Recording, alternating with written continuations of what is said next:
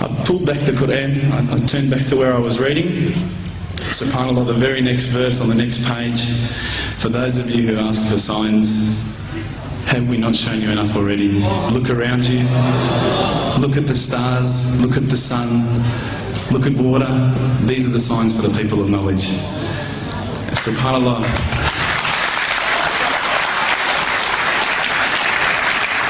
I threw the doona over my head and I pretended I was asleep. I was that scared because I couldn't believe how arrogant I'd been to want my own specific sign when all the signs had been there for me all along.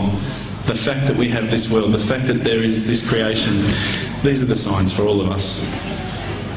The next day I decided this is it, I'm becoming a Muslim. I've been investigating Islam now for probably about 6 months, to be honest. I went in and I said to myself, this is it, I'm going to make shahada. I had no idea what I had to say, I had no idea what the words were. It was probably close to Isha prayer, so it would have been, 7, 8 o'clock at night. I went in and I couldn't believe it, there was about 1,000 people at the mosque. I thought, SubhanAllah, look at this religion. Look at how strong they are. It was the first night of Ramadan.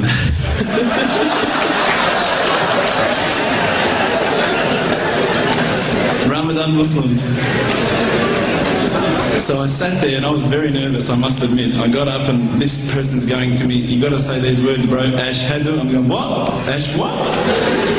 Can't I just say it in English? No, they say, no, you've got to say it in Arabic. And I thought, looked out over the sea of beards that I could see in front of me, and I thought, if I get these words wrong, I'm a dead man. Again, I had this fear, And they were staring at me, and I don't know if you know this, but Australians can't stare. Lebanese people can stare.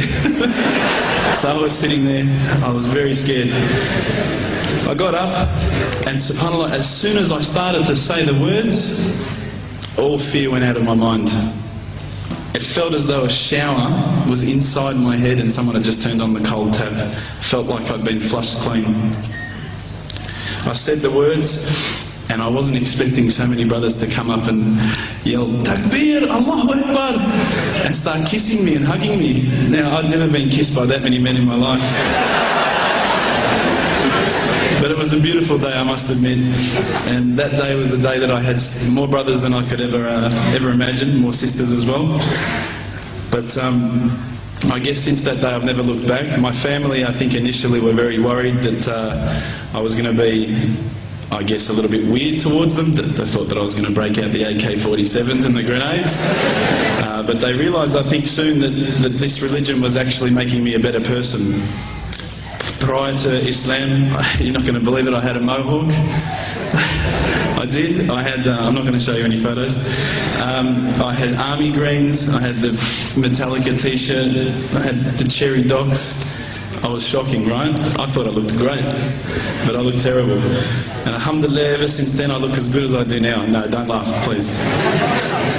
But my parents were the first people to actually say to me once, which really amazed me. They said, my father actually asked me for the Quran recently, which I was really happy about. I always thought he'd be one of the hardest people to work on.